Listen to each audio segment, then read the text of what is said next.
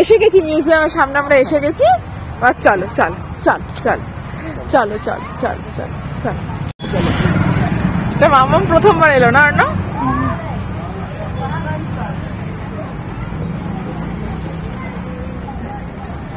নমস্কার, আমি দেবযানী। আমার চ্যানেলের আরেকটি নতুন ব্লগে তোমাদের সকলকে স্বাগত। আজকে তোমাদেরকে বলেছিলাম যে আজকে তোমাদের সাথে ওই এয়ারফোর্স মিউজিয়ামের ভিডিওটা শেয়ার করব, সেটাই শেয়ার করছি। মিউজিয়ামের সামনে এসে গেছি আর এখানে টিকিট কেটে আমরা এবার ভেতরে ঢুকে পড়েছি। তোমার মেয়ে দেখো, এখন তো বোধহয় ইয়েটার কাছে যেতে দেয়। আর যেহেতু খুব কাছে, আমরা মানে প্রায় অনেকবার এসেছি, কিন্তু মাম্মামের এটা প্রথমবার মিউজিয়াম আসা। আর এবার আমরা একদম মিউজিয়ামটার ভেতরে ঢুকলাম। আসলে এখানে না, যে সত্যিকারের যে প্লেন হয়, প্রত্যেকটা প্লেন, হেলিকপ্টার, সমস্ত কিছু এখানে সত্যিকারের রাখা আছে। তবে হ্যাঁ, জিনিসগুলো এখানে অ্যাবান্ডেন্ট হয়ে গেছে আর এগুলো ইউজ করা হয় না বা পুরনো মডেল হয়ে গেছে, সেই জন্য এগুলোকে এখানে রাখা হয়েছে। প্রথম দিকে এয়ারফোর্স কিরকম প্লেন, হেলিকপ্টার চালাতো বা প্রথম দিকে ফাইটার প্লেনগুলো কেমন ছিল, সবকিছু এখানে রয়েছে। কেমন করে দেখছি দেখো, কেমন করে কেমন করে দেখছে অর্ণব, ও কি বলছে তো।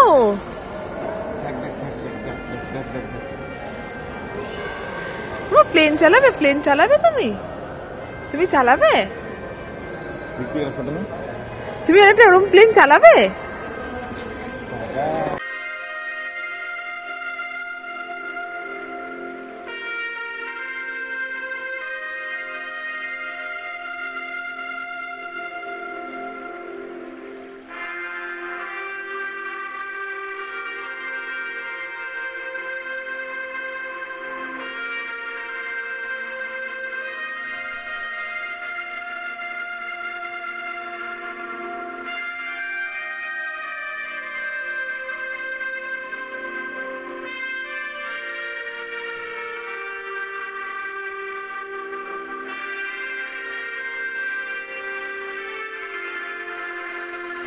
হাত ছাড়া, মুখ দিয়ে চল।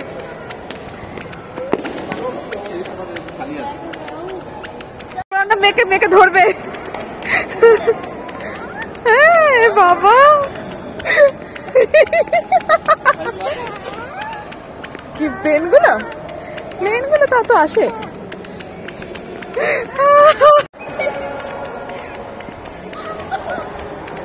আয় আয় আয়,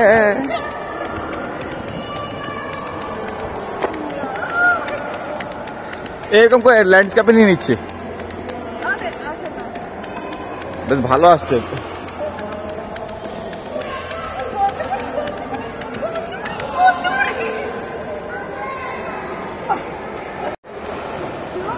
এই খুশি তাই না মামাম, তুমি ঘুরতে এসছো বলে না?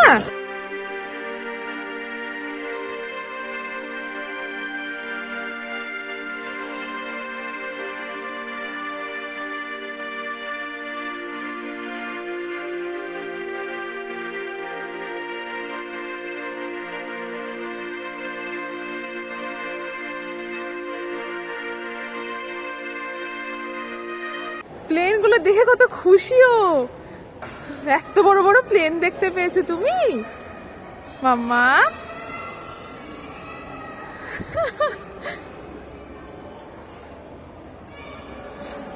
চলো এবার বাইরের হেলিকপ্টার গুলো দেখি, চল নাকি বেরিয়ে যাই। ভালো তো, ওর এক একটা প্লেনের সামনে ফটো নিয়ে নাও। এই দেখো, অনেক বছর আগে যখন নতুন নতুন ইন্ডিয়ান এয়ারফোর্স হয়েছিল, ব্রিটিশ পিরিয়ডও বলতে পারো, এই টাইপের প্লেনগুলোকে ইউজ করা হতো। এগুলো কিন্তু সব প্রপেলার দেওয়া, দেখো সামনে প্রপেলার আছে। আর এই যে মিগ 21 ফাইটার জেটটা আছে, তোমাদের সবার নিশ্চয়ই গ্রুপ ক্যাপ্টেন অভিনন্দনের কথা মনে আছে। 2019 সালে পাকিস্তানি জেটকে ধরাশায়ী করেছিল। ইভেন পাকিস্তানি সেনাদের হাতে বেশ কিছুদিন বন্দী থাকা সত্ত্বেও উনি এতটাই অটল ছিলেন, সাহসের সাথে তিনি ওইখানেও সমস্ত শত্রুদের দ্বারা ঘিরে থাকা সত্ত্বেও ওনাদের বিরুদ্ধে লড়াই করে গেছিলেন। তো সেই সময় বাধ্য হয়ে পাকিস্তান সরকার ভারত সরকারের চাপে ভারত সরকারকে ওনাকে ফিরিয়ে দিতে বাধ্য হন। তো উনি এই মডেলের ফাইটার জেটটা নিয়েই পাকিস্তানের সঙ্গে যুদ্ধটা করেছিলেন। আর এই যে তোমরা দেখলে আরেকটা পাকিস্তানের প্লেন, এটা না কোনো একটা যুদ্ধে জেতা। আর এই যে দেখতে পাচ্ছ এটা হচ্ছে একটা মিসাইল লঞ্চার। আর এইটা দেখে বুঝতে পারছো এটা হচ্ছে চন্দ্রয়ান 2 এর মডেলটা জাস্ট এখানে বানানো হয়েছিল। আর এই যে গাড়িটা এটাকে বলা হয় স্যালুন কার। বহু আগে যখন ইনিশিয়াল টাইম ছিল আর কি এয়ারফোর্সে, সেই টাইমের যারা এয়ারফোর্সের চিফ হতেন তারা এই গাড়িটা ব্যবহার করতেন। আর এবার আমরা ভেতরটা থেকে বাইরের দিকতে চলে এসেছি। বাইরের দিকে তোমরা এখানে হারকিউলিস সমেত আরও অনেক অনেক জাম্বো যে হেলিকপ্টারগুলো হয় যেগুলো অনেক অনেক মাল নিয়ে যায়, সেই রকম হেলিকপ্টারগুলো তোমরা এখানে দেখতে পাবে। যখন কোনো সেনা ডিপ্লয়মেন্টের দরকার পড়ে বা সিয়াচেন জাতীয় গ্লেশিয়ার এরিয়াতে সেনাদের জন্য খাবার দাবার নিয়ে যাওয়ার দরকার পড়ে, তখন কিন্তু এই হেলিকপ্টারগুলোকেই ব্যবহার করা যায়। এগুলো মেনলি ট্রান্সপোর্টের জন্যই ব্যবহার হয়ে থাকে। বিশেষ করে যে কোনো প্রাকৃতিক দুর্যোগ বা অন্য এমন কোনো অ্যাক্সিডেন্ট হয়েছে সেই রকম জায়গাতে দেখবে রেস্কিউয়ের জন্য এই হেলিকপ্টারগুলোকে ব্যবহার করা হয়, কারণ এগুলোর ক্যাপাসিটি অনেক বেশি আর এগুলোতে অনেক বেশি জিনিসপত্র এবং মানুষজনকে নিয়ে আসা এবং দিয়ে আসা করা যায়। আর এই যে জায়গাটা দেখছো এটা হচ্ছে যুদ্ধ জয়ের চিহ্ন। পাকিস্তানের সঙ্গে ভারতের যে যুদ্ধ হয়েছিল তাতে যে সমস্ত অস্ত্র কামান গাড়ি বাজেয়াপ্ত করেছিল ভারত সরকার, সেইগুলো এখানে যুদ্ধ স্মারক হিসেবে রাখা রয়েছে।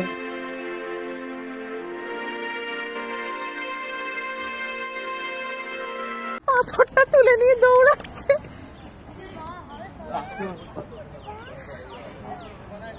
ওটা পাথর।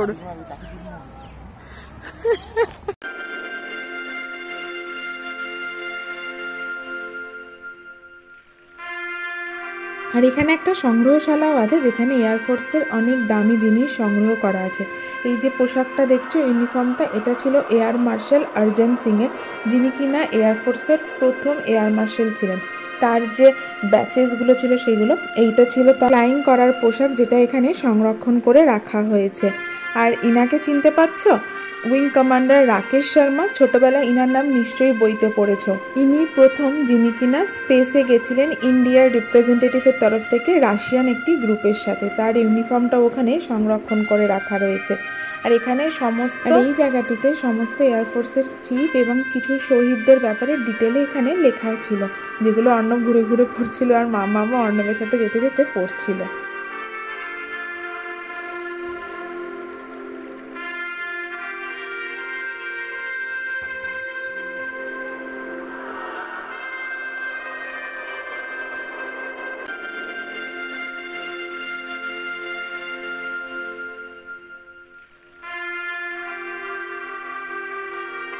সমস্ত রকমের ফাইটার প্লেন হেলিকপ্টারের ব্যাপারে ফাইটার জেটের ব্যাপারে যেগুলো ট্রান্সপোর্টেশনে ব্যবহার করা হয় সেগুলোর ব্যাপারে এখানে ডিটেলে লেখা ছিল। প্রত্যেকটা যে ফ্রেম দেখছো তার মধ্যে করে যুদ্ধক্ষেত্রে কীরকম কি মিসাইল ব্যবহার করা হয় সেগুলোর ব্যাপারেও এখানে সমস্ত লেখা ছিল। এই যে দেখো কীরকম মিসাইলভাবে লঞ্চ করা হয়, মিসাইল লঞ্চার, সমস্ত জিনিসের ব্যাপারে এখানে লেখা আছে। এই ফ্ল্যাগগুলো হচ্ছে এয়ারফোর্সের বিভিন্ন কমান্ডের ফ্ল্যাগ।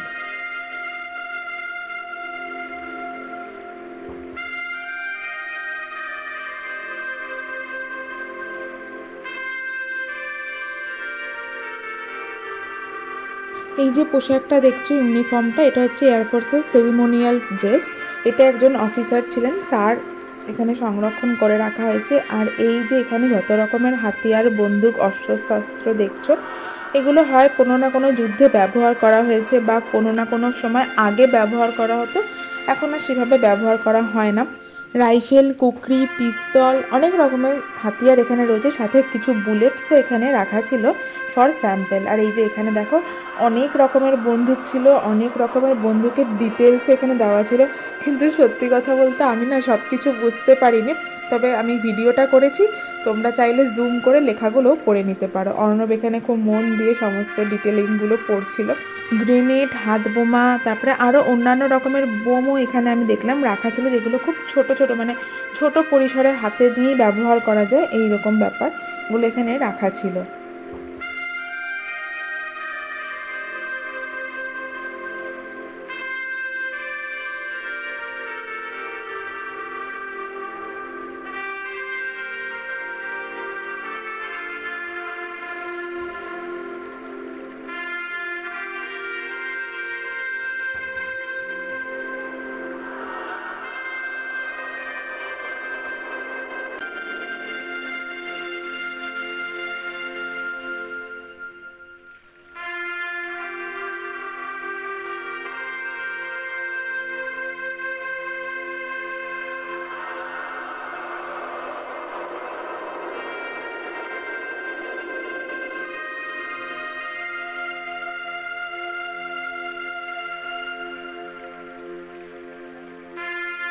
বন্দুক, তলোয়ার এই সমস্ত অস্ত্রশস্ত্রগুলো রাখা ছিল। এরপরে এটা ছিল একটা মিসাইল, এখানে একটা মিসাইল রাখা হয়েছিল। একটা না, এরকম এটা তো অনেক বড়, ছোটোখাটো অনেক মিসাইলও এখানে রাখা হয়েছিল। আর এই যে জিনিসটা দেখছো, এটা কি জানো? এটা হচ্ছে হেলিকপ্টারের ইঞ্জিন। ভাবো, একটা হেলিকপ্টারের ভিতরে কত বড় ইঞ্জিনটা থাকে, তবে সেই হেলিকপ্টারটা চলতে পারে। ভেতরে ওরা লাইট লাগিয়ে দিয়েছিল, তো দেখতে আরও একটু অন্যরকম লাগছিল। আর এই যে সিটগুলো দেখছো, এগুলোকে বলে ইজেকশন সিট, যতদূর আমার মনে পড়ছে এরকমই নাম কিছু লেখা ছিল। ফাইটার জেট বলো বা হেলিকপ্টার বলো, সমস্ত প্লেনগুলোতে এইরকম সিটই ব্যবহার করা হয়। আর এগুলো কিন্তু রিয়েল, কোনো বানানো কিছু না বা কোনো ডামি কিছু না, এগুলো রিয়েল। তবে হ্যাঁ, এগুলো কিন্তু ইন্ডিয়ান এয়ারফোর্স ব্যবহার করে। যে সিভিল যে প্লেনগুলো চলে তারা কিন্তু এরকম সিট ব্যবহার করে না, তাদের সিট একটু অন্যরকম হয়। আর এই যেখানে দেখছো না ক্যামেরাগুলো, এগুলো হচ্ছে সেই পুরনো দিনের ক্যামেরা, যখন প্লেন থেকে ছবি তোলা হতো এই ক্যামেরাগুলো ব্যবহার করে। এখন তো আমরা স্যাটেলাইট ইমেজ ব্যবহার করি, কিন্তু আগে প্লেন থেকে এরিয়াল ফটোগ্রাফি করা হতো। আর এই দেখো কত পুরনো টেলিফোন, আগে ইন্ডিয়ান এয়ারফোর্স এইরকম টেলিফোন ব্যবহার করতো। আর এই এত বড় ক্যামেরাটাকে আগে ইন্ডিয়ান এয়ারফোর্সকে ব্যবহার করতে হতো ওপর থেকে ছবি তোলার জন্য। দেখো লেখা আছে এয়ারক্রাফট ক্যামেরা। এগুলো সবই কিন্তু ক্যামেরার বিভিন্ন অংশ, লাইট। তবে এই জিনিসটা কি আমি জানি না, কারণ এখানে কিছু মেনশন সেভাবে করা ছিল না।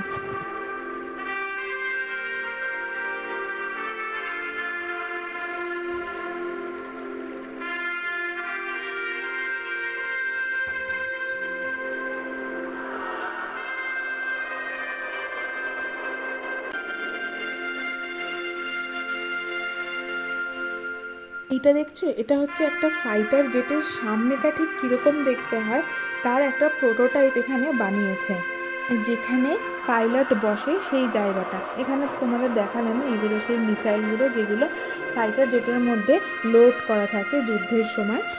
যে পাইলট হয় তিনি এগুলোকে ব্যবহার করেন যুদ্ধ করার জন্য। কেমন করে দেখছিস এগুলো? মাঠে বসার, বাড়িতে বসার চেয়ার না, তুই হাঁ করে দেখছিস।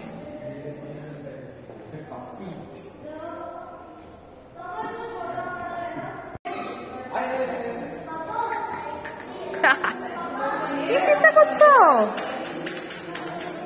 অনেক অবাক হয়ে গেছে সব জিনিসপত্র দেখে। তুমি অনেক অবাক হয়ে গেছো মাম্মা, অনেক অবাক হয়ে গেছি।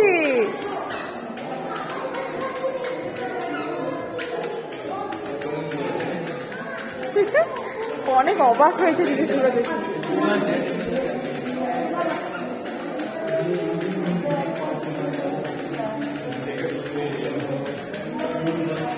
দেখে খুশি হয়নি, ও এখানে দৌড়ে খুশি হয়েছে।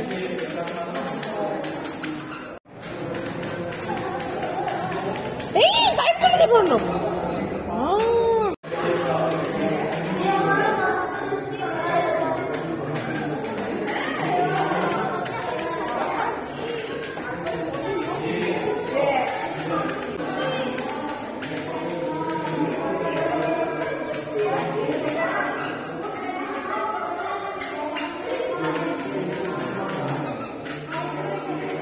তোমরা তো বুঝতেই পারছো, এখানে এসে মাম্মাম খুব খুশি হয়েছে। বাইরেও এরকম একটা ফাইটার জেটের ছোট প্রোটোটাইপ বানিয়ে রেখেছিল।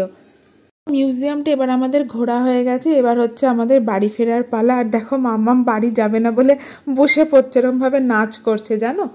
এবার চলো তোমাদেরকে নিয়ে যাব, এখানে একটা যুদ্ধ স্মৃতি বানানো আছে, খুবই ছোট সেইখানটা। সেই জায়গাটাতে ঢুকতে দেওয়া হয় না, জাস্ট দূর থেকে দেখা যায়।